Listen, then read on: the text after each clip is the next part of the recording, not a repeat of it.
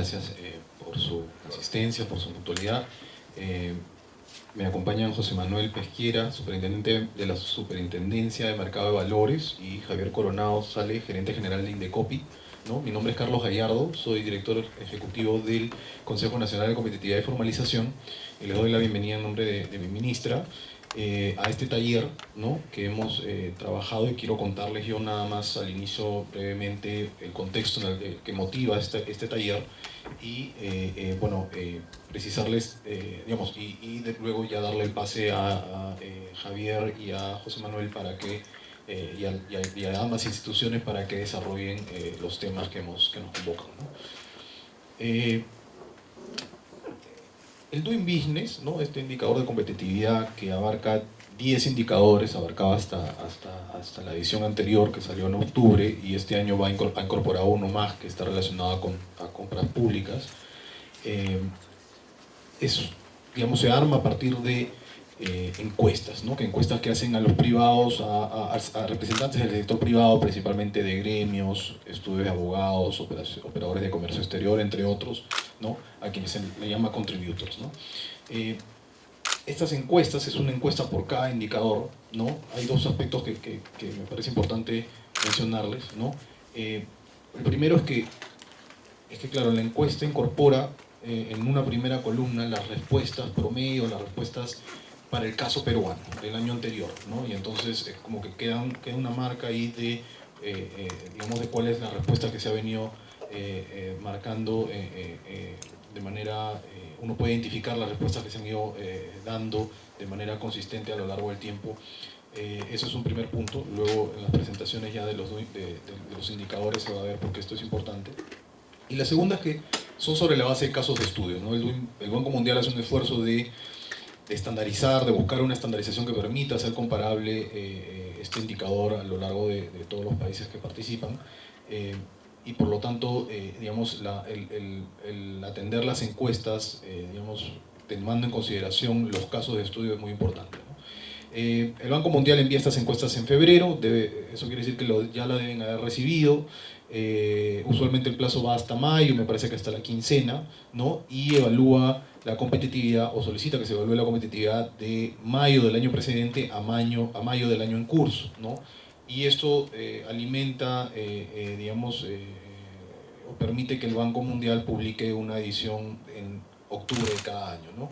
Así, en realidad el Doing Business 2021, que es el próximo, se va a publicar este octubre, en realidad en 2020, y va a evaluar la competitividad de mayo a mayo, ¿no? Entonces esto lo menciono porque es importante también considerar los posibles reformas o procesos que se han llevado a cabo en dicho periodo, ¿no? ¿Cómo nos va? Si bien la línea azul, que es el puntaje del indicador, ha subido, ¿no? Ligeramente, pero ha subido, ¿no? Eso no ha impedido que haya una caída relativa del indicador global, ¿no? Que es como el promedio de los 10 indicadores que les hablaba al inicio, y hemos perdido alrededor de 22 posiciones en las últimas 4 ediciones, ¿no?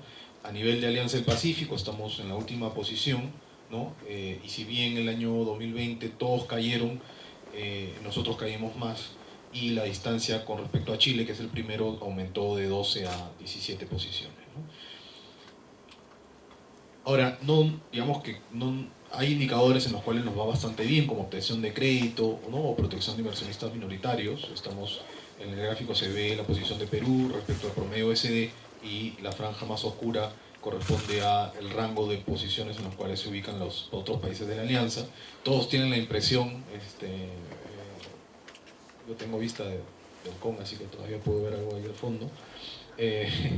Pero efectivamente hay otros indicadores ya en el camino donde están más relacionados al día a día de la empresa, donde sí se evidencian estos rezagos, ¿no? Ahora, nosotros vemos esto como una oportunidad en el sentido de que nos ha permitido identificar algunos procesos que se pueden rediseñar, algunos ajustes normativos que se pueden hacer, y sobre todo comunicar mejor, ¿no? Comunicar mejor, y por eso estamos teniendo estos talleres.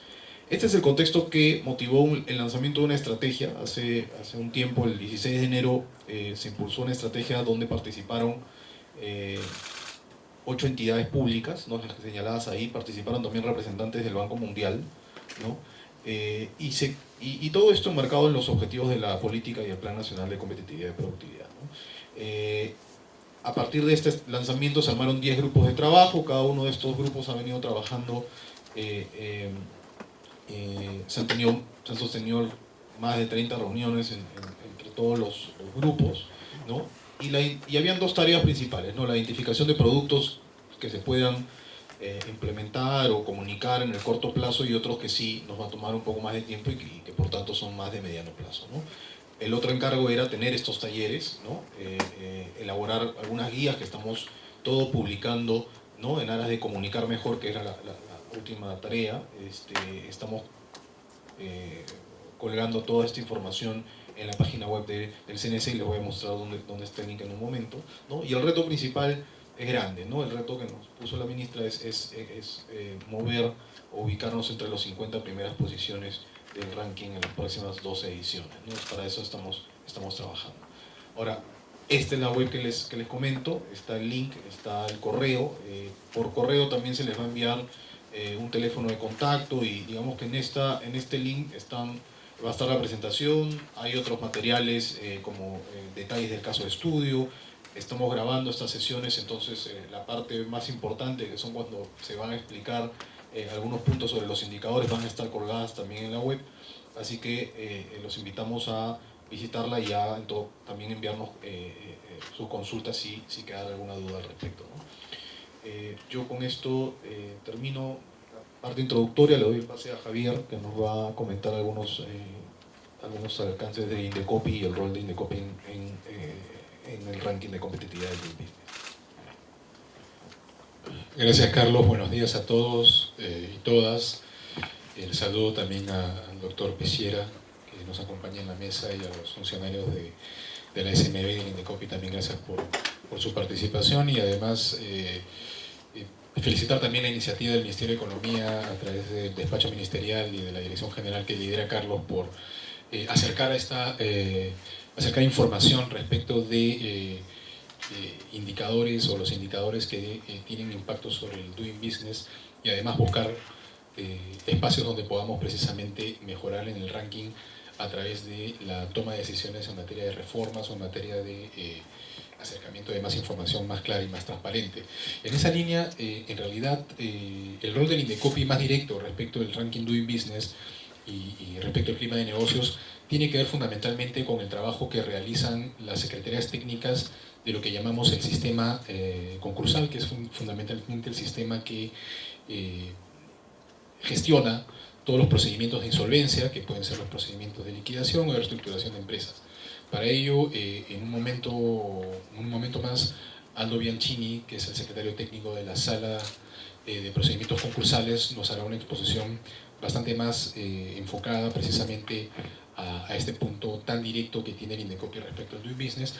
Y lo que yo quería hacer en todo caso, muy rápidamente, es relevar algunos elementos que, si bien no son de carácter directo respecto del Doing Business, sí son importantes de informar, y nuevamente, como les decía al inicio, tratar de acercar información a los stakeholders para que puedan ver efectivamente que, si bien el Indecopi tiene un relacionamiento directo a través de toda la parte de insolvencia, de la parte concursal, indirectamente también su trabajo impacta sobre el clima de negocios de manera indirecta, por ejemplo, a través de la eliminación de barreras burocráticas. Y para esto solo quería compartir algunas cifras respecto de cómo el Indecopi ha venido evolucionando en términos de su capacidad y gestión de eliminación de barreras burocráticas en general, y específicamente barreras burocráticas que tienen que ver precisamente con el Doing Business. En particular, por ejemplo, en esta primera lámina lo que observamos es la evolución de cómo el Indecopi ha logrado eliminar una gran cantidad de barreras burocráticas asociadas a licencias de funcionamiento. Como se observa en el año 2016, el alcance del trabajo de la Comisión de Eliminación de Barreras Burocráticas fue de 112 barreras eliminadas a nivel nacional. Y estas cifras se han incrementado, o se incrementaron en el 2018 en más de 1000%, como se observa, a 1257 barreras eliminadas, y en 2019, por lo menos la información que tenemos hasta septiembre del año pasado, nos han permitido registrar 67 barreras eliminadas específicamente con temas relacionados a la licencia de funcionamiento. Y ese trabajo y este impacto que ha tenido el Indecopi no es un impacto que haya sido relacionado exclusivamente a temas sancionadores. Esto es bien importante, porque lo que ha hecho el Indecopi es cambiar su estrategia y relacionarse de manera más positiva con municipalidades, fundamentalmente gobiernos locales y provinciales, para propender a la eliminación voluntaria de barreras burocráticas. Y esto también es un elemento sumamente importante porque evita el litigio, ¿no? El litigio a nivel administrativo, y se permite tener un impacto mucho más directo y mucho más rápido en la eliminación de barreras burocráticas que tienen un efecto importante sobre el clima de negocios. En la segunda gráfica, como se puede observar, reportamos las barreras burocráticas eliminadas asociadas fundamentalmente al pago de derechos de trámites, ¿no? Muchos de los trámites o derechos de trámites administrativos no contaban, sobre todo a nivel municipal, con un marco legal que los ampare. Entonces, esto es justamente lo que ha permitido que el Indecopi en 2016 pasase de eliminar 68 barreras burocráticas asociadas a trámites que suelen ser un dolor de cabeza, derechos de trámite que suelen ser un dolor de cabeza para el sector privado, a más de 500 trámites o más de 500 derechos de trámite eliminados por carecer precisamente de una base legal. Y nuevamente cambiando la estrategia desde el punto de vista sancionador a una estrategia de relacionamiento positivo con las municipalidades, gobiernos locales, gobiernos regionales, para propender a la eliminación voluntaria de estos derechos de trámite que carecen de un marco legal claro que los ampare, ¿no? Además, también, esto hay que decirlo, muchos de los elementos que han sido analizados en materia de derecho de trámite tienen que ver con la carencia o mejor dicho, el no seguir con las metodologías que la PCM ha establecido justamente para determinar de manera objetiva y a nivel de costos cuáles deben ser los valores de los trámites administrativos que todas las entidades públicas deberían establecer. En segundo lugar, otros elementos que de manera indirecta impactan sobre la competitividad y el clima de negocios en el Perú tienen que ver con el trabajo que hace el Indecopi a través de las normas que promueven y protegen la libre competencia, ¿no? Y básicamente aquí lo que quería comentar rápidamente es el trabajo de reforma legislativa que ha hecho el Indecopi para promover una serie de nuevos instrumentos a través de estos decretos legislativos que están en pantalla, que nos han permitido incorporar nuevas figuras a los procesos de promoción y a los procesos de cautelar justamente que los mercados funcionen correctamente y más eficientemente gracias a una competencia más efectiva. Y por ejemplo, recientemente hemos lanzado el programa de recompensas de tal manera que funcionarios de empresas, ¿no?, que tienen conocimiento respecto de un comportamiento no competitivo, colusivo o inclusive de otra naturaleza, puedan reportar esta información al Indecopi para propender a la eliminación justamente de ese tipo de conductas, ¿no?, que distorsionan el mercado, que distorsionan la eficiencia y por supuesto no dejan que los mercados se desarrollen adecuadamente, afectando no solo al consumidor final, sino también a los negocios en general, ¿no? Un elemento también muy importante que tiene que ver con la promoción de la competencia en el mercado y por lo tanto el impacto que tiene de manera positiva el Indecopi sobre la competitividad y productividad es la introducción como una medida correctiva en los procedimientos de investigación que tiene el Indecopi en materia de competencia de esta figura del compliance, ¿no?, del cumplimiento normativo, que es muy interesante porque es una figura bastante moderna en la que se le confiere o mejor dicho, se obliga a las empresas que se han involucrado en alguna práctica anticompetitiva o empresas que no se han involucrado en prácticas anticompetitivas pero que quisieran cautelar que eso no ocurra, se les da la posibilidad de contratar a un oficial de cumplimiento que les permita a la alta dirección de cualquier corporación o cualquier empresa, ¿cierto?, tener un control respecto de que ningún funcionario de la empresa se ve involucrado en una práctica de esta naturaleza, ¿no? Entonces, esta es una herramienta que también creemos que indirectamente tiene un importante impacto en el clima de negocios y en la competitividad y productividad en los mercados. Finalmente, ya para terminar, lógicamente no puedo dejar de mencionar aquello en lo que el Indecopi tiene un impacto directo, que son los procedimientos concursales. Y para ello, en realidad, luego posiblemente Aldo Aldo Bianchini, Jaime Gaviño, también secretario técnico de la Comisión de Procedimientos Concursales, pueden entrar en detalle si la mesa lo cree conveniente. Hemos propuesto una serie de cambios regulatorios al marco de insolvencia, ¿no? Es decir, propuestas de modificación de la Ley General del Sistema Concursal, que fundamentalmente viene a generar un cambio en los incentivos de tal manera que los procedimientos concursales sean más rápidos, ¿no? Sean más transparentes, por ejemplo, creando la figura del liquidador temporal desde el inicio del procedimiento, de tal manera que la salida de las empresas que tienen problemas de insolvencia en los mercados sea más rápida, sea más fácil, porque como ustedes comprenderán, para que los mercados funcionen adecuadamente no solamente hay que eliminar las barreras de entrada, ¿no? Que es la parte correspondiente a barreras burocráticas, sino también facilitar la salida de aquellos proyectos empresariales que han generado un tipo de insolvencia y por lo tanto facilitar la salida de manera organizada, ordenada y que se puedan además recuperar al máximo posible los créditos que esas empresas, que esos proyectos tienen todavía con los acreedores, ¿no? Para hacer más creíble, por supuesto, nuestro sistema de mercado. Dicho eso,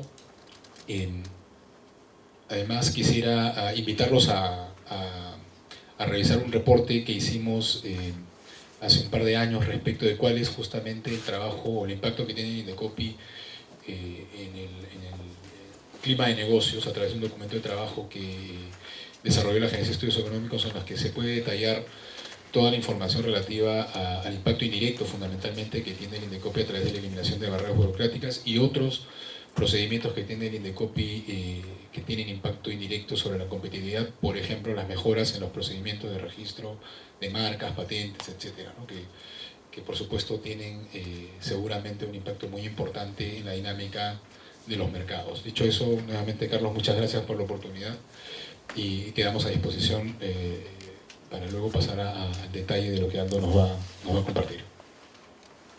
Perfecto. Aldo, Buenos días. Por mi parte, bueno, Aldo Bianchini, secretario técnico de la Sala Especializada de Procedimientos Concursales del Tribunal de Indecopi. Se me ha invitado a comentar el tema relacionado a la resolución de insolvencia, ¿no? En el ranking del Doing Business. Lo hago a nombre de... En realidad, aquí en Indecopi conformamos un grupo de trabajo, ¿no? Para, además de, digamos, abordar con la gerencia general, como lo comentaba Javier previamente, fórmulas para mejorar el ranking, tanto en cuanto a percepción, ¿no? de los usuarios que completan el ranking, como en cuanto a modificaciones legales, que eso también es un tema que se está trabajando, pero la presentación de hoy va a girar en torno a la situación, ¿no? La situación actual de Perú en el ranking de business en esta materia, un poco entender el caso de estudio, ¿no? Porque esto nos va a ayudar a ver cómo es que van enfocadas las respuestas y en qué medida se puede mejorar estos indicadores, ¿no? del ranking de B en esta materia. Entonces, sin más preámbulo, una breve síntesis del caso de estudio, ¿no? Una empresa de relativamente medianas dimensiones, ¿no? Un accionariado difundido, hay un mayoritario, pero no hay un control claro.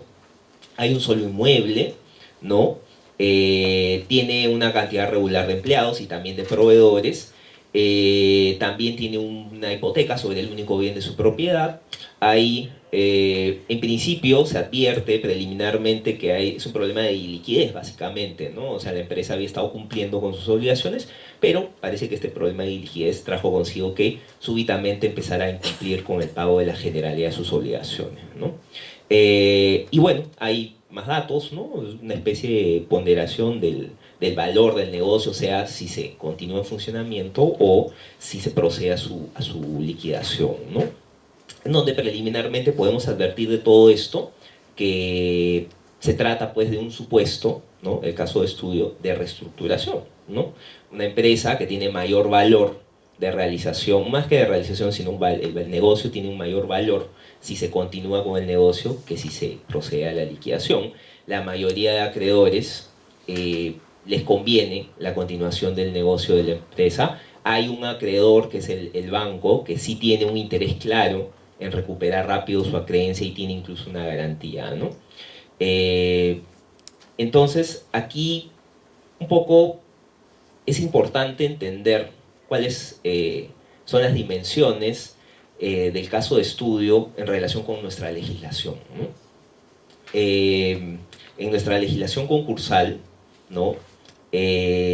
Sabemos todos, bueno, quienes veo aquí a algunos usuarios del sistema, es un sistema particular, ¿no? En principio es un sistema administrativo, no judicial, como es en la mayoría de otras legislaciones.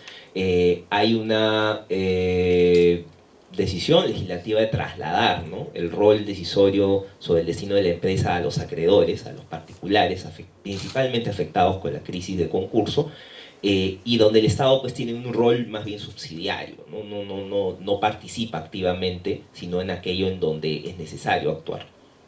¿Esto por qué lo menciono? Porque ustedes podrán haber apreciado que el caso de estudio es uno en donde, si bien hay una clara orientación a la reestructuración de la empresa y a la conservación de la misma, en beneficio no solamente del deudor, de sus acreedores, sino de todos los demás stakeholders que están involucrados, ¿no?, con la empresa, también hay algunos supuestos específicos no abordados ciertamente, o que no se van a abordar específicamente en nuestra presentación, pero es importante tenerlo presente, como por ejemplo pues, los acreedores garantizados, ¿no?, que en otras legislaciones sí tienen una posibilidad de ejecutar directamente sus garantías al margen del concurso, ¿no?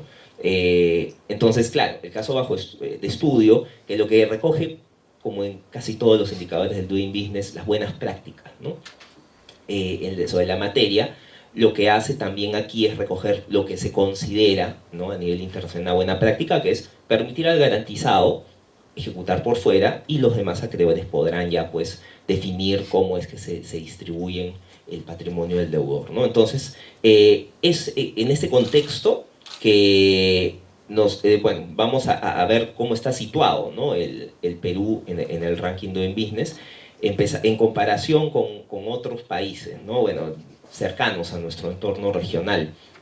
En primer lugar, tenemos pues que la situación en cuanto a la duración de los procesos es un tema a mejorar ciertamente, ¿no? El promedio hasta ahora es de 3.1 años por promedio de duración, comparativamente con Colombia, con México y con Chile, ¿no? Es bastante mayor, ¿no? Vean, podrán apreciar, en estos países la media de duración es casi la mitad de lo que dura un proceso acá en el Perú. En cuanto a índice de fortaleza del marco regulatorio de insolvencia, tenemos un índice que va un poquito más encima del promedio, pero igual es un poco menor al de los demás países ya mencionados, ¿no? En cuanto a índice de recuperación del patrimonio, tenemos que también estamos por debajo del promedio de estos países también indicados. Y en cuanto a tasa de recuperación de acreencias, sí también tenemos un aspecto a mejorar, ¿no?, que es de 31.3%, en Colombia es 68.7%, y bueno, en los demás países también van un poco por ese rango, ¿no? Entonces, lo que nosotros nos hemos trazado, por lo menos a nivel de el aspecto de resolución de insolvencia, es tratar de mejorar, ¿no?, varios de los indicadores que están mencionados en la parte derecha de la presentación, ¿no? Son 4 básicamente. El primero, índice de inicio del procedimiento, vamos a ver un poco más al detalle cada uno. Índice de gestión de activos del deudor, índice de procedimientos de reorganización, y el último, índice de participación de acreedores. En cuanto al primer indicador, ¿no?, de índice de inicio del procedimiento, hay una respuesta que nosotros consideramos que debe ser aclarada, porque tal como se encuentra en nuestra legislación concursal actualmente, sí se permite dar una respuesta positiva, ¿no? La pregunta es, ¿el marco de insolvencia permite que un acreedor solicite la insolvencia del deudor? Y nuestra respuesta es claro que sí, ¿no? hay un artículo expresamente recogido en la ley concursal, está indicado también ahí, es el 26.1, que permite que cualquier acreedor que cumpla con los requisitos de ley, ¿no? O sea, no es cualquier acreedor, pero sí uno o más acreedores, para cumplir el requisito pueden reunirse y presentar conjuntamente una solicitud para pedir el inicio de un procedimiento concursal ordinario de su deudor, que si lo queremos equiparar a otras legislaciones es un procedimiento de quiebra, ¿no? Un proceso de insolvencia.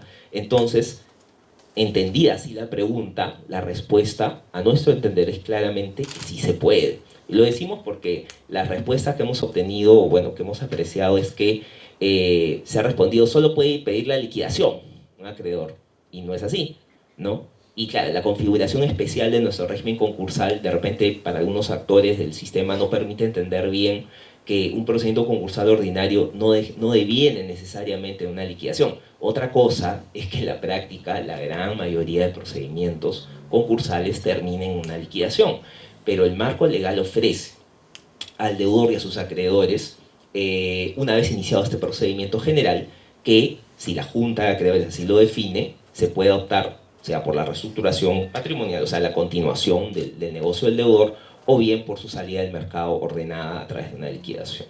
Pero si la pregunta concreta es si el marco de insolvencia peruano permite que un acreedor pida la insolvencia de su deudor, la respuesta a nuestro entender es sí. En cuanto al siguiente índice de gestión de activos del deudor, nosotros tenemos ahí también una lectura, ¿no? que difiere un poco de las respuestas que se han venido dando. La pregunta es, dentro de este índice, ¿el marco de insolvencia permite la continuación de los contratos que suministran bienes y servicios esenciales al deudor? Bueno, nosotros consideramos que sí, ¿no? Y para esto es importante entender que nuestro sistema concursal también, a diferencia de otros regímenes legislativos comparados, ¿no?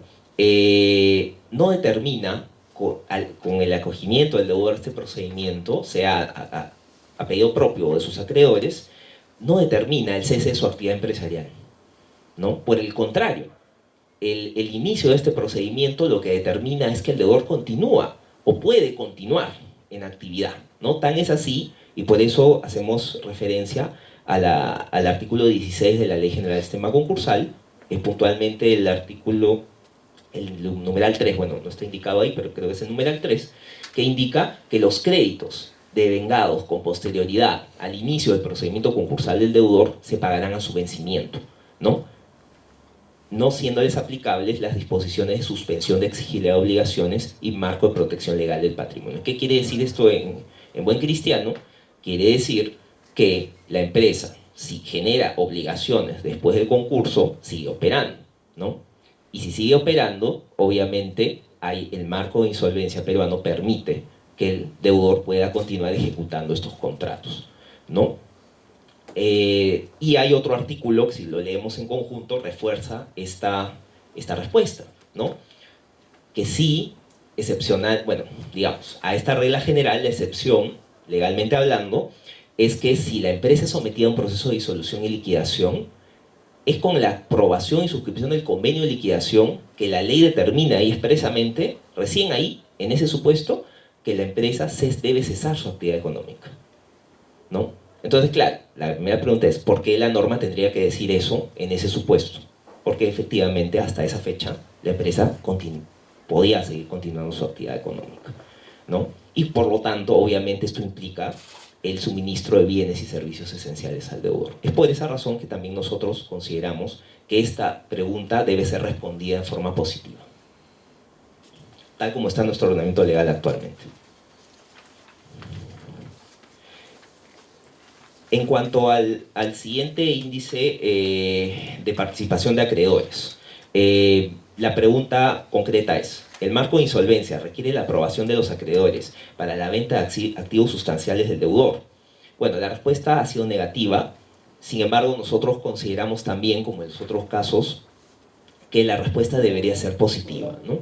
Si uno revisa en su conjunto las disposiciones de la ley concursal, podemos encontrar, en primer lugar, hay un artículo, es el 125, que expresamente sanciona todos aquellos actos de disposición que no solamente el deudor, digamos, recién concursado, ¿no? Y sin una decisión de junta todavía sobre su patrimonio, sino también el administrador, ¿no? Designado o ratificado por la junta, enajena o transfiere activos, ¿no?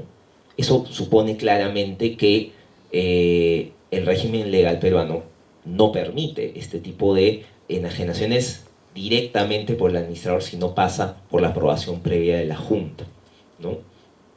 Hay otro artículo, que es el artículo 69.1, ya en la sección de reestructuración patrimonial, que señala que si el deudor vende o transfiere activos fijos en el marco de un proceso de reestructuración, deberá distribuir el producto resultante de esta venta de transferencia de activos entre los acreedores, observando el orden de preferencia, perdón. Y esto supone claramente, a nuestro criterio, que la Junta de Acreedores debe autorizar, en estos casos también, la venta de activos, porque en un proceso de reestructuración, pues, y lo dice esa misma norma, el orden de preferencia no aplica en forma general, salvo en estos supuestos excepcionales, ¿no? ¿Por qué? Porque, claro, en una reestructuración la empresa continúa su actividad. Si continúa su actividad, la regla no debería ser que venda activos, ¿no? Esa debe ser la excepción. Y si es una excepción, debe estar autorizado por la Junta. En cuanto al promedio, ¿no? de duración de los procesos concursales, ¿no?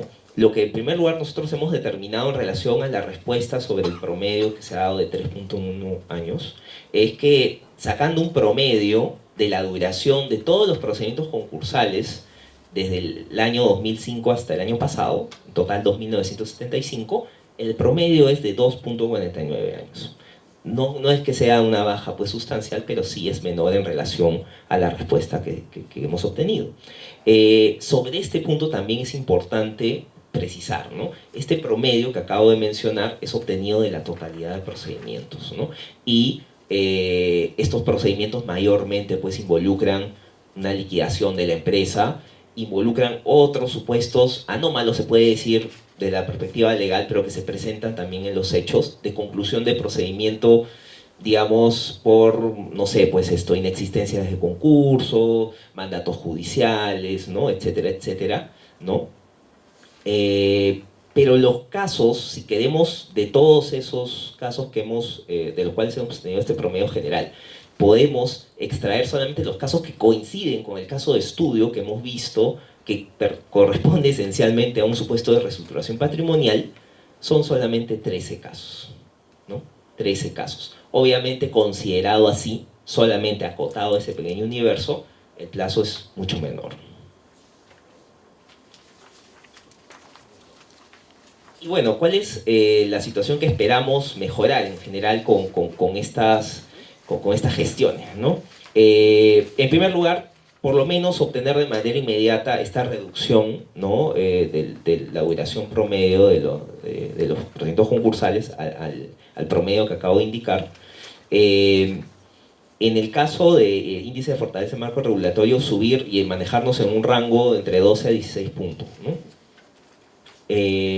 Y por lo menos aquí, bueno, se espera subir un poco más también en el índice, la tasa de recuperación, ¿no? A 35%. Para esto, por cada índice se tiene esperado, digamos, subir en el índice de inicio de procedimiento medio punto, en el índice de gestión de activos del deudor un punto, ¿no? Y en el índice de participación de acreedores también un punto, ¿no? Entonces, ese es en resumen un poco lo que nosotros tenemos esperado mejorar en el ranking respecto al índice de resolución de insolvencia. Muchas gracias. Gracias, Aldo. Y si me permites, Carlos, 30 segundos antes de pasar a la siguiente exposición. Como se observa en la presentación que ha hecho Aldo, en realidad, solo respondiendo de forma más informada 3 de las preguntas que están en el ranking Doing Business, y además trasladando la información real respecto de la duración de los procedimientos concursales, se podría mejorar de una manera bastante significativa la posición del Perú en este ranking en particular. Entendemos también, lógicamente, que probablemente la legislación no es absolutamente, digamos, está escrita de una manera que no necesariamente alguien que no es un especialista la puede entender de forma tan clara, ¿no? Sin embargo, el Indecopi está, por supuesto, absolutamente a disposición para poder explicar en detalle por qué creemos que las respuestas a esas tres preguntas que hemos visto deberían ser positivas, porque el marco legal en realidad sí da una respuesta positiva a las tres, de manera contundente, hecho sea de paso. Sin embargo, es probable que alguien que, a diferencia de Aldo, de Jaime, que tienen pues una gran experiencia, no estén tan familiarizados con el marco normativo, pues requiera un poco más de acercamiento y un poco más de traducción del marco para poder responder positivamente a esas preguntas, ¿no? Y solamente un último dato. Carlos nos hizo ver hace un par de días que, utilizando un promedio de tiempo de los expedientes, de los procedimientos que se ajustan de la manera más clara al caso específico que pone el Doing Business, que son solo 13 procedimientos de los 2000, más de 2000, inclusive si tomamos como promedio lo que han demorado esos 13 casos en particular, el tiempo promedio es de 1.7 años, más o menos, con lo cual lógicamente se tendría una ganancia aún mayor, ¿cierto? Eso sí, es importante también reflejarlo, porque el caso de Doing Business es tan específico, ¿cierto?, que solo atañe a un grupo muy pequeño de expedientes que tiene el Indecopi. Y si uno hace el cálculo sobre ese grupo pequeño de expedientes, pues el tiempo de duración de los casos es aún menor que el promedio que hemos observado en las láminas. Gracias. Gracias, Javier, Aldo. Solo una precisión adicional. El tiempo de duración que aparece, digamos, o al revés, la tasa de recuperación por centavos por dólar, ese porcentaje lo calcula, digamos, automáticamente el Indecopi a partir de dos informaciones que ustedes completan. La primera es el tiempo de duración, o sea, si el proceso es mucho más corto, y esa es la razón por la cual el porcentaje es mucho más alto en los otros países, mientras más corto sea el tiempo, mayor porcentaje de tasa de recuperación de acuerdo a la fórmula que usa el Doing Business, ¿no? El otro insumo para ese porcentaje es efectivamente el valor de recuperación en sí mismo, ¿no? Entonces, por eso es que con el solo hecho de reducir ese tiempo que hoy está en 3.1 años, ¿no?, a algo mucho menor, menciona Javier bien el tema de que para esos 13 casos es 1.7, alrededor de 1.7, automáticamente sube el porcentaje de la tasa de recuperación, ¿no? Y los puntos que mencionaba Aldo, claro, este índice de fortaleza, ¿no?, que tiene una serie de preguntas y que suman 16 puntos, ¿no? Actualmente recibimos 9.5 con las preguntas que ha puntualizado Indecopi muy bien en la presentación. Alcanzaríamos un puntaje de 12, ¿no? Y estamos, mencionó también Javier al inicio, este proyecto normativo que se está trabajando, estamos viendo qué otros espacios hay para continuar recogiendo esas buenas prácticas que permitan tener un mayor índice de calidad o de fortaleza del marco regulatorio a futuro, ¿no? Esas serían un poco más ya las medidas de mediano plazo que les hablaba al inicio, ¿no?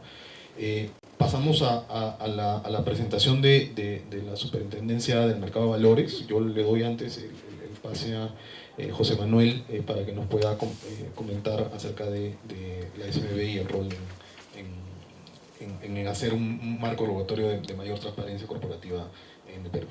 Disculpa, yo tengo una pregunta para Indecopi antes de pasar a la SMB.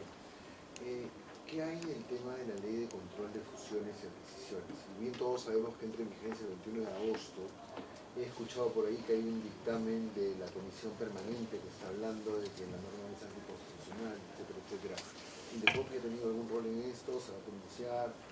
¿Cómo estamos viendo eso que sí a mucha gente que vemos ese tema nos preocupa, ¿no? La visión del Indecopi en este caso es que a día de hoy en realidad la ley está vigente, ¿cierto? Y por lo tanto el Indecopi está trabajando inclusive con el Ministerio de Economía para su reglamentación. No sé si puedo hacer un pequeño adelanto, Carlos, o mejor no. Bueno, se va a promulgar el reglamento ya, de hecho todo el trabajo administrativo relacionado a incorporar los recursos, etcétera, que se nos han conferido, pues sigue caminando. Entonces, de momento, la visión que tiene el Ejecutivo y el Indecopi en particular es que la ley está vigente, esto continúa, y entiendo que el Congreso hará su trabajo en su momento, y cuando venga, pues si es que hay algún tema en el que tengamos que participar y se nos pide algún tipo de opinión, lo haremos, ¿no?, en ese momento.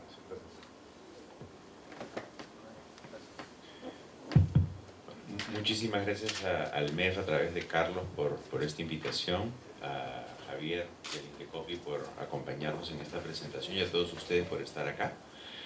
En realidad, yo voy a hacer una pequeña introducción al tema de la protección del inversionista minoritario, que es un tema de la mayor importancia en la metodología del Doing Business.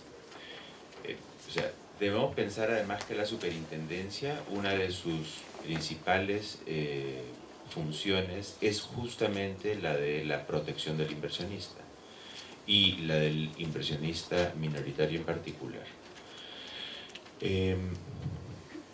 Ahora, esto se enmarca dentro del tema de gobierno corporativo.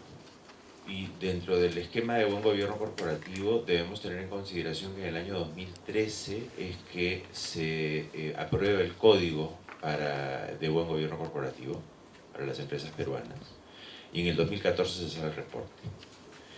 En el 2015 se aprueba el reporte de sostenibilidad, que además acaba de ser modificado por la superintendencia, pero en un esquema muy interesante. ¿Por qué? Porque este fue el primer producto del Consejo Consultivo del Mercado de Capitales. Dentro del Consejo Consultivo del Mercado de Capitales hay una serie de mesas de trabajo. Una de esas mesas de trabajo es el ASG, y ASG es quien presentó este cambio en la metodología del reporte. Si ustedes se fijan en ese reporte, los inversionistas lo que han querido no es bajo el esquema del de gobierno corporativo actual, que es cumple o explica. En este es cumple, explica, no cumple, explica. O sea, explica sea como sea. Y creo que esa va a ser la tendencia. Creo que la tendencia a nivel mundial es que haya menos información, pero de mejor calidad. Y creo que hacia eso la superintendencia se va a enfocar en el futuro con relación al Código de Gobierno Corporativo, que a la larga seguramente terminará siendo un código de ESG. Pero eso es algo que se va a manejar en el marco del Consejo Consultivo del Mercado de Capitales. Ahora, tenemos que tener en consideración que el Código de Gobierno Corporativo no son normas obligatorias. Nada de esto es obligatorio. Lo único que es obligatorio es reportar. Hay que reportar si cumples o no cumples, y si no cumples, ¿por qué no cumples? Sin embargo, la superintendencia ha tenido una serie de avances muy importantes en los últimos años relacionados con la protección del inversionista minoritario. En primer lugar, ya hace algunos años está este famoso inciso C del artículo 51 de la Ley de Mercado de Valores, que regula las operaciones entre partes vinculadas. Este artículo traía consigo que la superintendencia debía regular la forma en que se aplicaba este artículo. Bueno, pasaron muchos años sin que la superintendencia regulara el inciso C del artículo 51, y en el año 2018 sacamos esa regulación. Ya se viene aplicando y ya es de carácter obligatorio, y eso es un avance importante en lo que viene a ser la defensa de los intereses de los accionistas minoritarios por conflictos que puede haber en el directorio con relación a operaciones con partes vinculadas, y esto ha sido un tema muy importante. De otro lado, el año pasado sacamos los lineamientos para la elección de director independiente. No es obligatorio el tener director independiente en el Perú. Es algo que se podría hacer vía ley, sí, pero no es la situación actual del Perú. La situación actual del Perú es que el director independiente es una prerrogativa de la sociedad, pero lo que le hemos indicado a la sociedad es qué es lo que debe tener en consideración para poder considerar a un director como independiente. porque antes simplemente él decía, la sociedad decía que tenía un director independiente sin tener ningún tipo de condicionamiento con relación a las cualidades o características que debería tener la persona natural que iba a ocupar ese puesto. Hoy por hoy es obligatorio.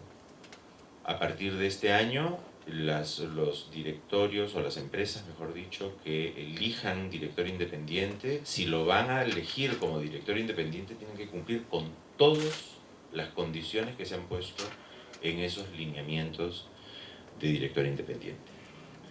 Asimismo, el año pasado lo que sacamos fue estándares mínimos para nuestras entidades supervisadas, entendiéndose por entidades supervisadas a las que les damos autorización de funcionamiento. Y les hemos puesto, es así, de carácter obligatorio, la necesidad de que tienen que tener un directorio, que tienen que tener director independiente, inclusive con un número en función de unas reglas que se han establecido, y una situación bien particular que es que el presidente del directorio no puede ser el gerente general. Algo que en realidad en una de las preguntas del Doing Business se pregunta sobre todas las empresas en general, y eso es algo que no es obligatorio hoy por hoy para todas las empresas en general, pero sí las hemos hecho obligatorias para nuestras autorizadas. Ahora, en el marco de todo esto, debemos además señalar que el año pasado también nos adherimos como país a los principios de buen gobierno corporativo de la OSD. Y la OSD nos ha adherido a los principios. Y no solo eso, sino que además el Perú ha sido invitado a formar parte del Comité de Gobierno Corporativo de la OSD en calidad de invitado. Es uno de los pocos países no miembros de la OSD ni del G20, porque además este es un comité bien particular, porque es el único comité de la OSD que no es únicamente de miembros de la OSD. Como consecuencia de la crisis del año 2008, el Comité de Gobierno Corporativo invitó a formar parte como miembros del comité a los países del G20 que no son parte de la OSD. Entonces, es un comité muy grande en el cual participan OSD, G20 y el Perú como invitado, por decirlo de alguna manera, y de alguna manera es un reconocimiento a el buen nivel de gobierno corporativo que tenemos en el país en cuanto al tema regulatorio y en cuanto al tema de supervisión. Ahora, ¿qué se tiene en agenda?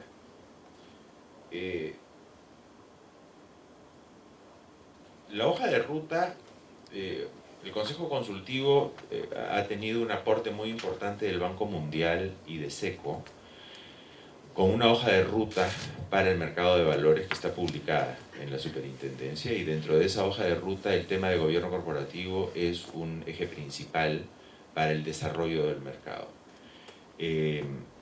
Lo que vamos a terminar haciendo es revisando el código, revisando el reporte y, como les digo, y esto es en el marco de la mesa ASG del Consejo Consultivo, y seguramente en los próximos años tendremos un código ESG y un reporte ESG con menos data pero más relevante. De otro lado, lo que se tiene es esta hoja de ruta, lo que indica es que debería haber un segmento ESG tanto primario como secundario, seguramente que eso se tendrá que ver con el mercado. Y este año, en julio de este año y en el marco de los 50 años de la superintendencia, y si es que el coronavirus lo permite, tendremos un evento muy importante de gobierno corporativo en el Perú, y es que vamos a tener el Task Force y la Mesa Redonda Latinoamericana de Gobierno Corporativo de la OSD. Es decir, viene la OSD y todos los países de Latinoamérica para tratar temas de gobierno corporativo en el Perú. Ahora, claro, eso va a depender si es que el coronavirus nos lo permite, pero la idea es que sea en julio, y si es que ello no sucede, lo tendremos que posponer en coordinación con la OSD. Ahora, todo esto básicamente lo que trae es como dar una pequeña introducción a lo que la doctora Liliana Gil les va a presentar, que son algunos temas de aclaración que hemos visto que se pueden, que hay que dar, porque hay algunas respuestas que se han marcado de una determinada manera y somos de la opinión que, al igual que el Indecopi, cumplimos con algunas de las preguntas. Ahora, sí es cierto que en el caso de la protección del inversionista minoritario, como vieron en la presentación que hizo Carlos, el Perú está por encima del nivel de la OSD. O sea, tenemos un muy buen nivel en términos regulatorios. Sin embargo, sí hemos encontrado en el grupo de trabajo algunos puntos que pueden ser mejorados aún más. Pero la mayoría de ellos requieren cambios de ley. Y eso es algo que estamos trabajando y que lo estamos coordinando con el Ministerio de Economía para ver si es que estos cambios de ley en algunas de las preguntas las podemos dar. Pero eso es algo que no les puedo adelantar porque todavía está en proceso de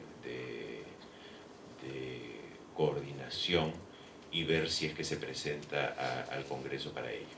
Y sin más, en realidad, yo les dejo el uso de la palabra a Liliana, que es la doctora Gil, la que les va a decir aquellos puntos de la metodología en la cual creemos que podemos mejorar.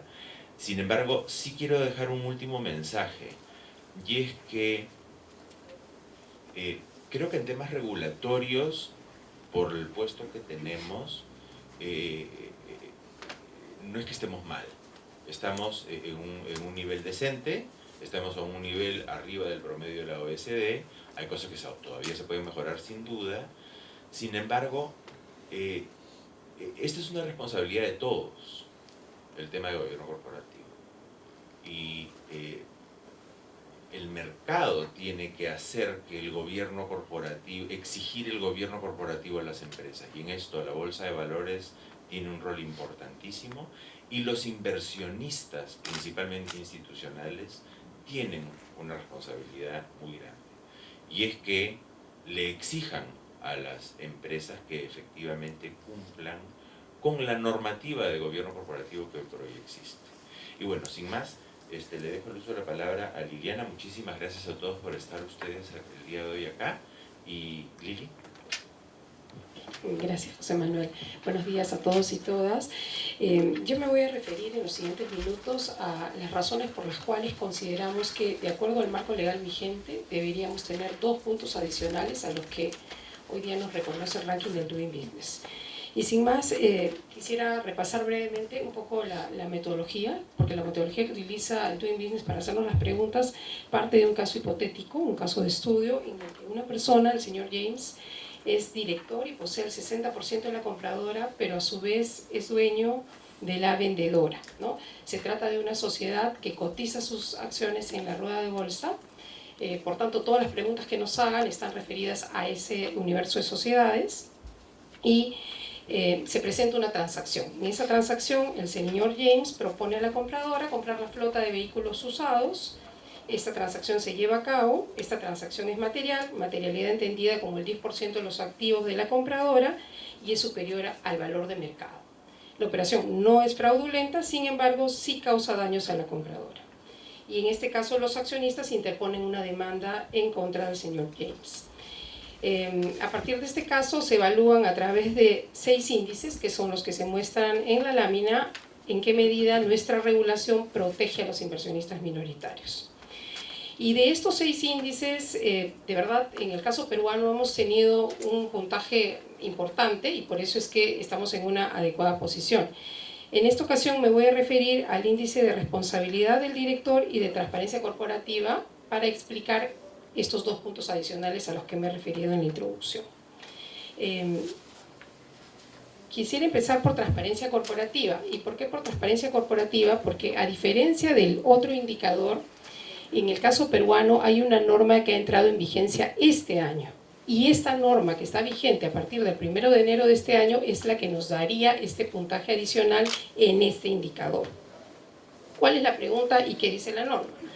La pregunta es, ¿la empresa compradora debe revelar el empleo u ocupación principal de sus directores, así como su participación en otros directorios? Es decir, el mercado debe conocer quiénes son esos directores y en dónde participan.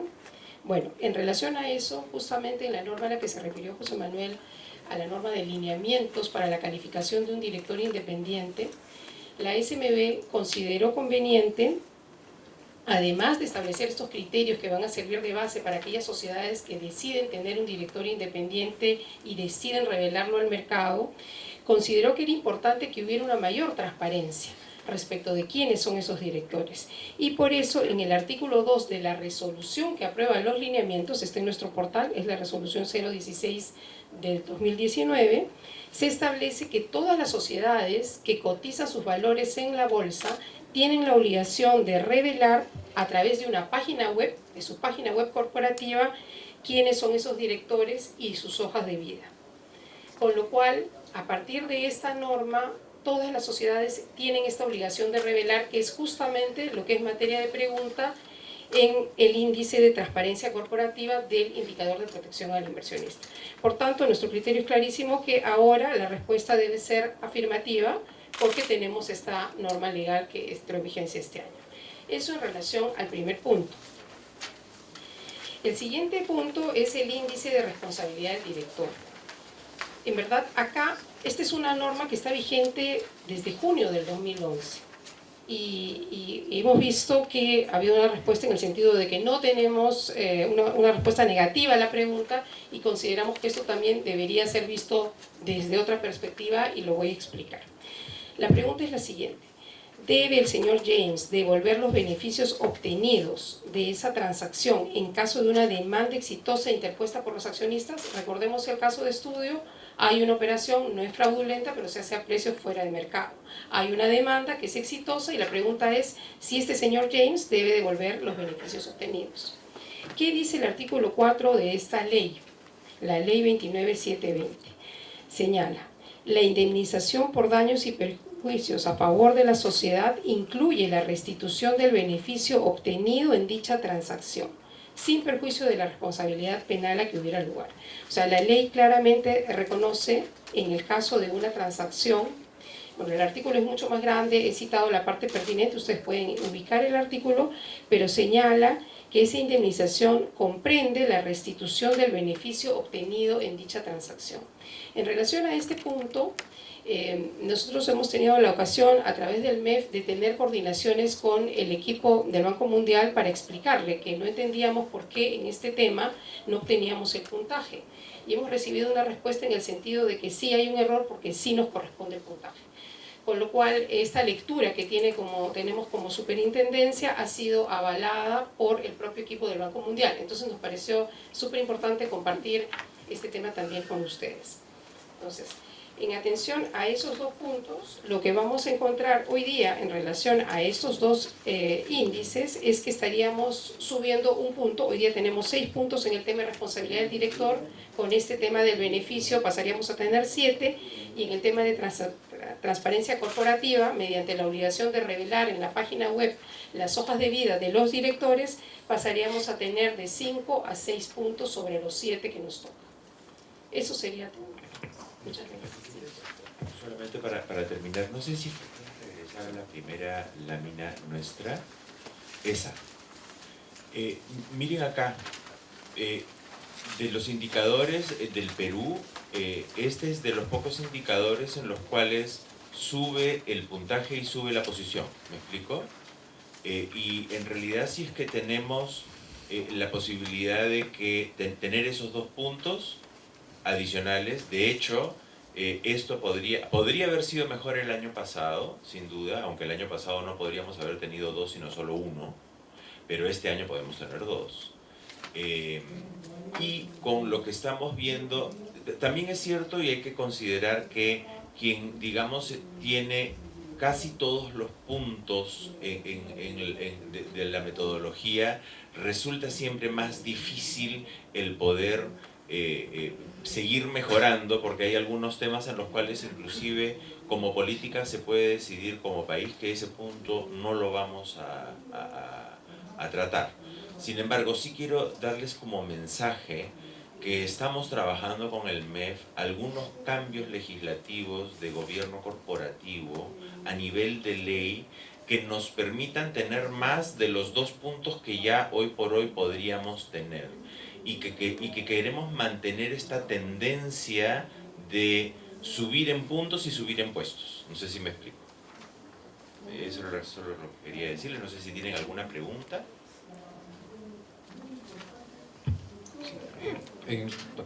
Abrimos la sesión el espacio de preguntas, ¿no? Y concluyendo, los invitamos también al coffee break que está servido abajo. Entonces, ¿está Carlos con el micrófono?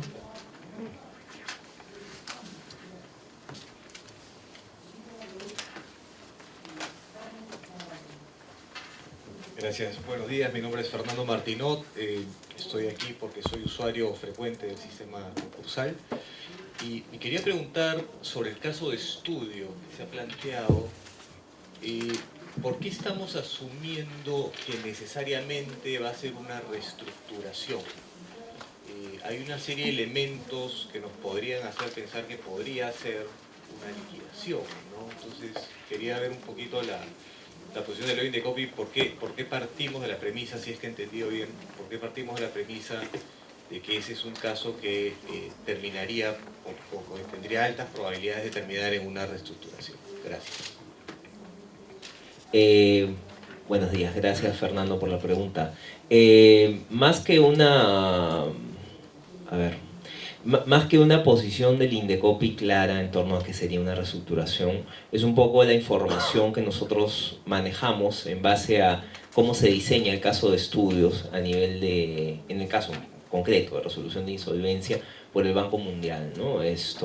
Entendemos que estas buenas prácticas, digamos, ¿no?, que se busca recoger a través de este ranking, están orientadas básicamente, y esto lo tuvimos oportunidad de confirmarlo en una reunión previa que hemos tenido con funcionarios del Banco Mundial, en donde nos confirmaron que básicamente, si bien, como tú bien dices, desde una perspectiva netamente legal, digamos, la posibilidad, y en nuestro país es más claro aún, de que esta empresa termine siendo liquidada puede ser por lo menos igual a una reestructuración, ¿no? Más aún considerando que en nuestro país, pues en nuestro régimen concursal, el acreedor garantizado tiene que participar en el concurso, ¿no? A diferencia de lo que ocurre en otros países. Lo cierto es que para efectos del ranking Doing Business, esa es la información que se nos trasladó del Banco Mundial, este caso de estudio lo que recoge básicamente es la posibilidad de que esta empresa pueda ser reestructurada, ¿no?, en base a estas buenas prácticas que a nivel internacional se recogen, ¿no? Principio de conservación de empresa, algo que obviamente no tenemos en nuestro régimen legal.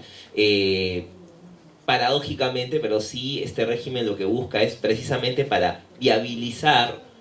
Nosotros, bueno, a nivel, digamos, de acuerdo a nuestra experiencia normativa, no nos parece tan familiar, pero que en otros países se pueda paralelamente conseguir la resolución de una empresa y que los acreedores garantizados por fuera ejecuten sus bienes, ¿no? Pero es básicamente eso la información que se nos confirmó, y por eso la mención, digamos, a algunos indicadores y que enfaticé en la presentación previa, ¿no? El valor de que se obtendría de una reestructuración versus una liquidación. Otro elemento importante que no tenemos en nuestro país y que algunos indicadores que no hemos tomado precisamente acá porque lo hemos conversado también y discutido bastante de manera previa, que no podemos mejorar, ¿no? No sé, hay una pregunta, por ejemplo, que en donde se consulta si es que el marco de insolvencia permite que el deudor pueda rechazar contratos excesivamente onerosos, ¿no? Y se nos y hicimos la consulta incluso al Banco Mundial, el Banco Mundial nos confirmó, esto vale tanto para el deudor recién concursado como para incluso el deudor ya en concurso con un régimen de administración designado, validado por la Junta, ¿no? Entonces, claro, en nuestro régimen legal claramente eso no aplica, ¿no? Entonces, lo digo porque, en relación a tu pregunta, porque hay una serie de cuestiones vinculadas también a la participación del deudor, que también el Doing Business lo recoge como buena práctica, que no necesariamente lo tenemos aquí, ¿no? Entonces, esa es en grandes líneas un poco la razón por la cual se ha considerado esto básicamente como un caso de reestructuración. Yo quería complementar un poco la pregunta, la respuesta a la pregunta, en el sentido que efectivamente se hizo una consulta al Banco Mundial respecto de, porque es el Banco Mundial el que pone el caso, realmente, ¿no? El que establece y diseña el caso de estudio, y efectivamente en uno de los elementos, en uno de los supuestos, lo que se expone de manera muy clara es que el acreedor mayoritario tiene la intención de continuidad del negocio. Entonces, una vez comentado con el Banco Mundial, pues nos dieron precisamente esa idea, ¿no? Efectivamente lo que se quisiera en este caso es ver la posibilidad de la continuación del negocio. Y de hecho, al final del día, las preguntas que nosotros consideramos que deberían tener una respuesta positiva porque el marco legal lo permite, en realidad son respuestas que no necesariamente dependen del caso en particular, ¿no? Pues son respuestas que están en el marco legal de manera bastante general, ¿no? Entonces, sin embargo, por ejemplo, sí creíamos que atendiendo a la especificidad del caso que nos ha puesto el Banco Mundial en el Doing Business, sí, por ejemplo, el promedio de tiempo de extensión de un procedimiento concursal que se ajusta a estas características que el propio Banco Mundial expone, puede ser inclusive mucho menor al promedio general y por supuesto mucho menor al promedio que aparece en la percepción de los encuestados, que es de 3.1 años, ¿no? Y siento que si tomamos en cuenta digamos, el caso de estudio, y no solo el caso de estudio escrito, sino ya consultado con el Banco Mundial, efectivamente pues solo serían 13 casos que estarían tan cerca a estos supuestos y que darían un promedio de tiempo inclusive menor a 2 años, ¿no? Entonces, pero efectivamente las preguntas que están respondidas en la presentación en principio no necesariamente responden exclusivamente al caso diseñado por el Banco Mundial, porque son preguntas en realidad de orden muy general, que el marco normativo lo permite. Yo quería complementar solo que al inicio en mi presentación les comentaba que en la primera columna de la encuesta siempre viene como guía, digamos, la respuesta para Perú, ¿no? Y entonces, sí, claro, en las consultas al banco, para precisar algunas de estas preguntas, ¿no? Que incluso para los expertos no queda claro, ¿no? Sí, también se le ha comentado al banco que, claro, de repente en la duda del que contesta la encuesta de si exactamente lo está entendiendo bien, lo que hace es mantener la respuesta pues, del promedio, o sea, la del año pasado, ¿no? Entonces, eso es justamente lo que o sea, les decía al inicio, ¿no? Hay dos aspectos que creo que hay que siempre tener presentes, como, y ahí es donde queremos nosotros poder asistirlos, porque si tienen dudas, nosotros les habilitamos los canales para ponerlos en contacto con los expertos o con el mismo Banco Mundial para resolver esas dudas, porque sí creemos que hay algunas de esas preguntas que a veces se arrastra la respuesta del año precedente, ¿no? Entonces eso era digamos, la razón por la cual al inicio le comentaba eso y les comentaba también lo del caso de estudio, ¿no? Porque de repente no es bueno, has saltado la pregunta sobre si el caso es de reestructuración o la liquidación, pero hay otros indicadores donde sí, claro, los usuarios tienen siempre esos casos de, ¿no? Hay indicadores, hay dos indicadores donde está la SUNAT detrás y entonces siempre están esos casos de la SUNAT que me hizo esto y me hizo el otro y entonces cuando contestan a veces se escapan un poco del caso de estudio, entonces por eso sí le hacían hincapié en otros talleres que hemos tenido de mantenernos en el caso de estudio para propósitos del indicador, ¿no? Las quejas son fundamentadas y siempre van a haber espacios de mejora en esos temas, ¿no? Carlos, lo que tú dices, siguiendo lo que tú dices, es importante esa apertura de ustedes hacia nosotros, porque definitivamente ninguno de los que llenamos la encuesta como contributors queremos poner un ranking más bajo o una puntuación que no corresponda. Pero a veces las respuestas están cerradas, ustedes lo saben porque tenemos las alternativas y a veces me ha pasado, o ha pasado a la gente del estudio, que no calcen ninguna.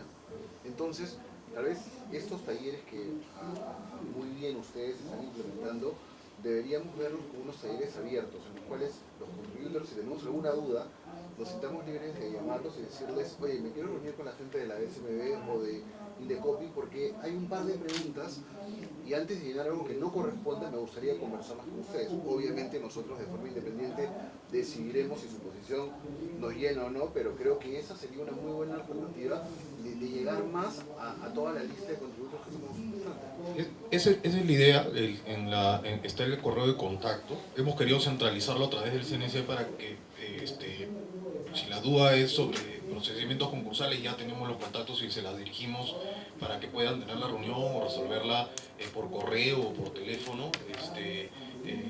Y creo que esa ha sido un poco la visión de la estrategia que les hablaba al inicio. Como ministerio, antes, cuando hemos, digamos, o todos los años en realidad, nos juntamos con el Banco Mundial y digamos que tenemos todo un intercambio de posiciones, de decirle aquí está mi norma, tú me has puesto menor puntaje, pero aquí está. Pero en realidad el Banco Mundial no va a cambiar nada, porque lo que a ellos les interesa es la percepción que tiene el privado,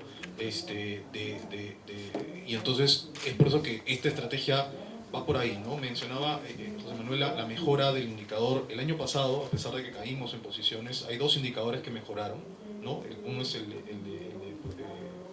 accionista minoritario y el otro es el de comercio transfronterizo. Esta suerte de taller la tuvimos con aduanas el año pasado, con todos los contributores que llenaron.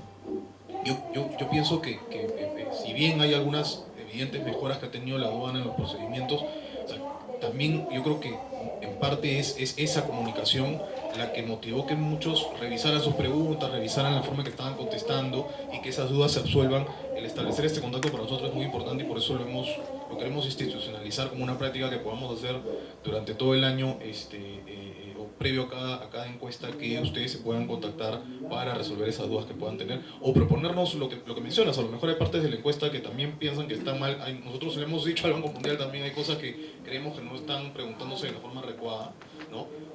Y si ustedes tienen ese tipo de comentarios también, queda abierto para poder recibirlo. Ahora, sin perjuicio de ello, la superintendencia totalmente abierto a que nos consulten lo que quieran. Siempre. ¿Qué tal? Pablo Rollero del Estudio Checopar. Una pregunta también relacionada al plazo de resolución de la insolvencia. Estos 3.1 años, que deberían ser 1.7 si se consideran los 13 casos asimilables al caso de estudio, entiendo que empiezan a contar desde el momento cero, digamos, ¿no? ¿Cuánto de ese plazo es atribuible a demoras de Indecopi? ¿Cuánto atribuible a la capacidad de los acreedores, de la Junta de Acreedores, de las personas nombradas por la Junta de Acreedores para poder resolver este caso de insolvencia? Sí, para responder a la primera parte de la pregunta, la información cuenta a partir de la presentación de la solicitud, ¿no? Independientemente de cuál sea su resultado final.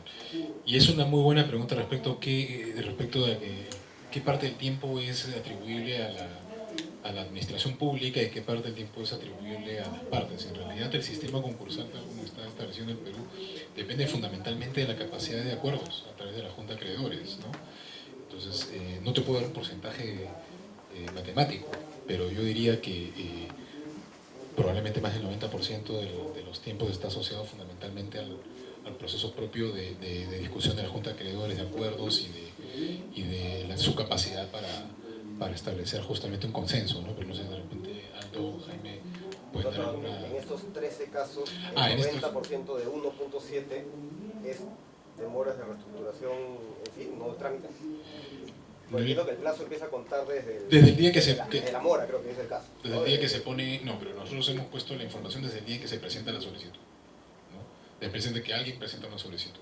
Okay. O sea, el caso creo que dice desde el momento del pago. Sí, nosotros, claro, el momento en que nos enteramos es el punto de la solicitud. Entonces, la información administrativa que tenemos es a partir de que recibimos una solicitud clara, ¿no? Antes de eso es un poco difícil.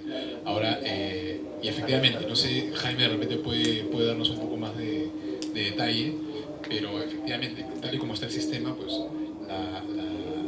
los plazos dependen mucho, yo diría casi todo, de la capacidad de la Junta de Acreedores para ponerse de acuerdo respecto de cuál va a ser el desarrollo fundamentalmente del procedimiento concursal. Entonces, Jaime, ¿nos puedes ayudar un poco? Sí, buenos días. Jaime Gaviño de Indecopi.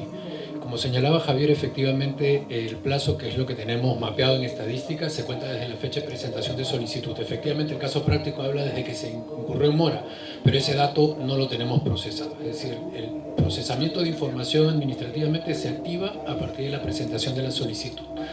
Tratando de entrar al detalle de los casos prácticos que se asemejan al caso modelo, básicamente son concursos preventivos, que no son muchos, por eso de 2.900 y pico casos solamente nos hemos quedado con 13 y que han concluido, ¿no es cierto? Entonces estamos hablando de procesos, lo que se considera en la data son los procesos efectivamente concluidos.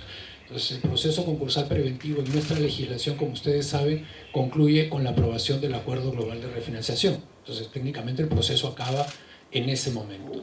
Eso más 2 procesos de reestructuración que me voy a permitir abusar de mi memoria pasa por que la Junta acordó la novación de créditos. Entonces eso en el acto genera que todos los créditos se extingan en un solo acto, automáticamente concluye el procedimiento.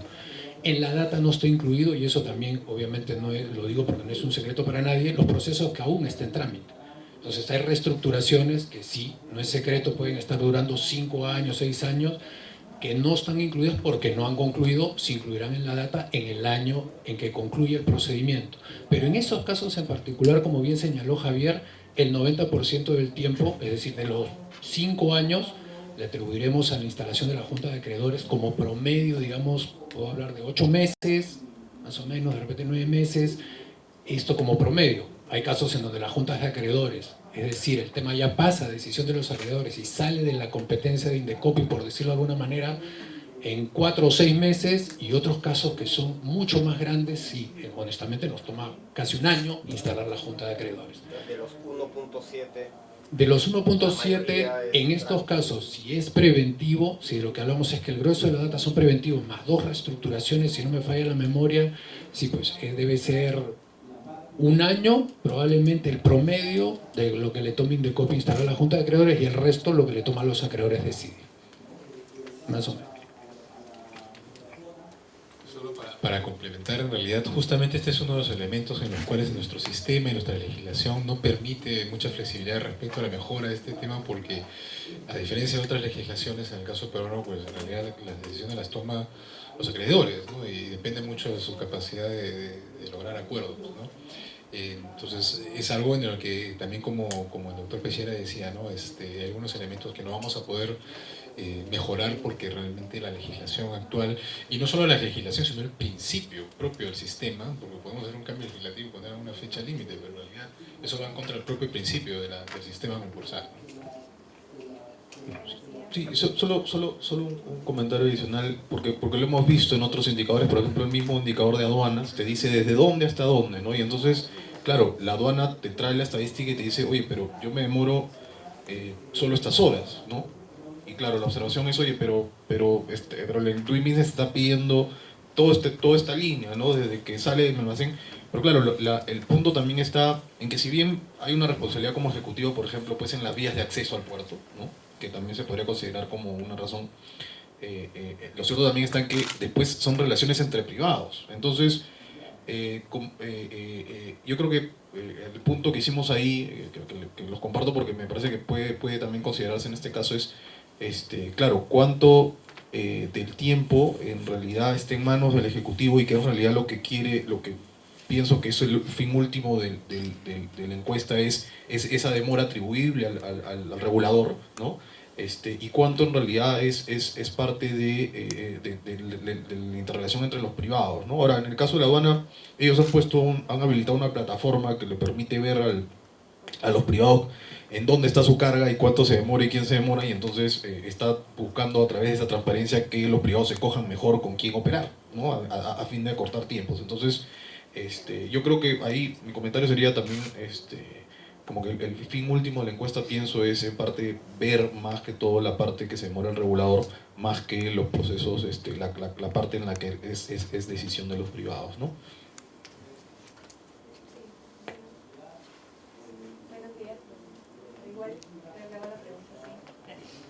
Buenos días. Bueno, mi pregunta es para el SMB, si es que me podrían comentar. Veo en la lámina sobre los indicadores, los puntajes, si bien están por encima del promedio, hay uno referido a propiedad y control, donde tenemos un puntaje bien bajo, 2 de 7. Mi pregunta va si es que eso se debe a que falta alguna modificación a nivel legislativo, o se trata de que de todas maneras así, no, o digamos no sea un tema de norma, ¿no?, para poder elevar ese puntaje. Sí, bueno, las preguntas que explican este puntaje son todas referidas a temas de gobierno corporativo, pero obligatorios. Las preguntas están referidas a si las sociedades cotizadas tienen obligatoriamente tener que contar con comités de directorios, si es que tienen la obligación de tener directores independientes y si es que el presidente y el gerente general de la sociedad es o no la misma persona. Si fuera la misma persona, obviamente no tiene su puntaje. Si es que son personas diferentes, sí tiene su puntaje. Entonces, en verdad, todas las preguntas en relación a este índice son normas de gobierno corporativo que claramente en el caso peruano no las tenemos. Como ha explicado el señor Pesquera, tenemos a nivel de la obligación de revelar si tienes un director independiente, pero no estás obligado como sociedad a tener un director independiente. Reconocemos que es una buena práctica contar con comités de directorio, así lo decimos en los lineamientos, pero no las obligamos a que tengan comités de directorio.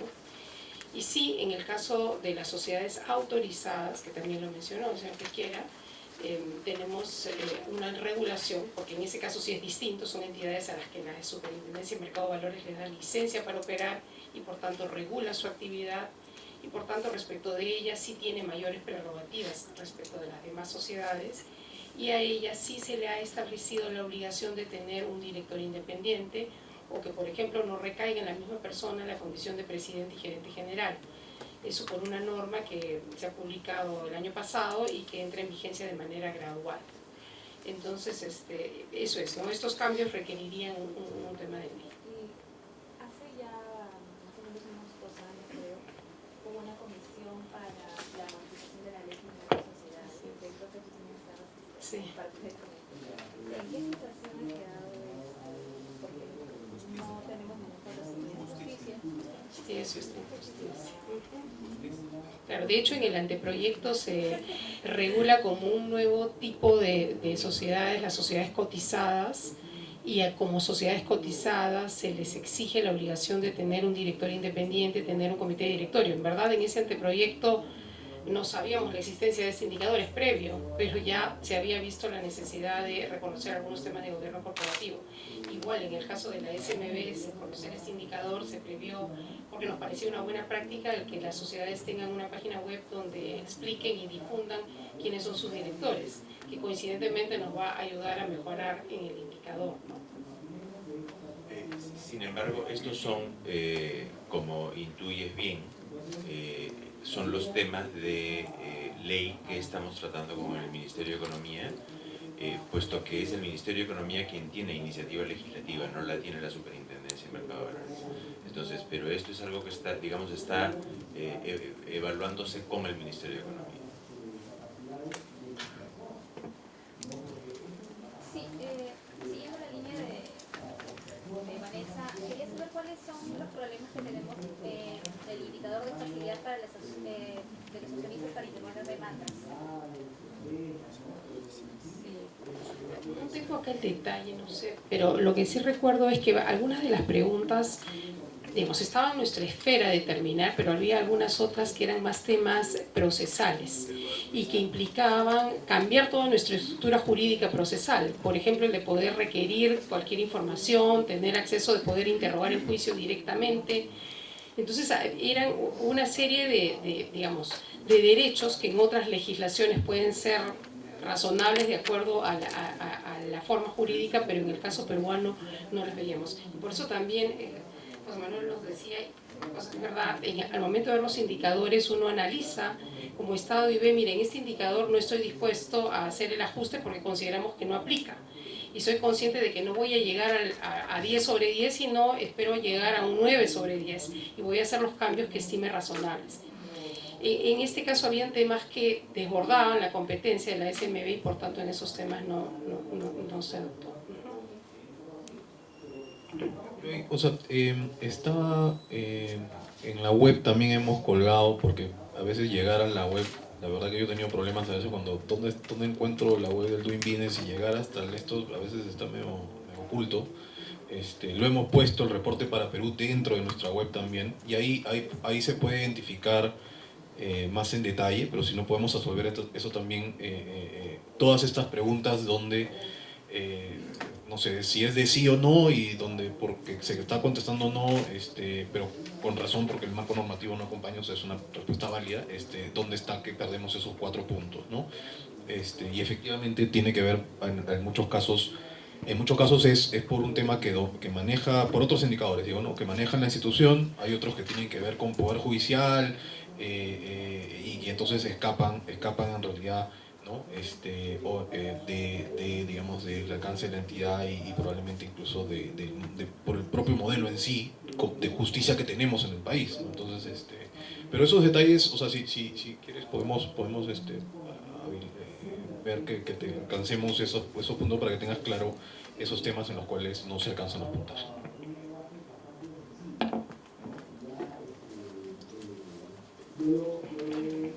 Bueno, yo, si no hay más preguntas, les agradezco su asistencia. Nuevamente les invito al coffee break y bueno, les reitero también, ahí están las fuentes de acceso para que, las rutas de acceso para que podamos seguir en contacto. Muchas gracias.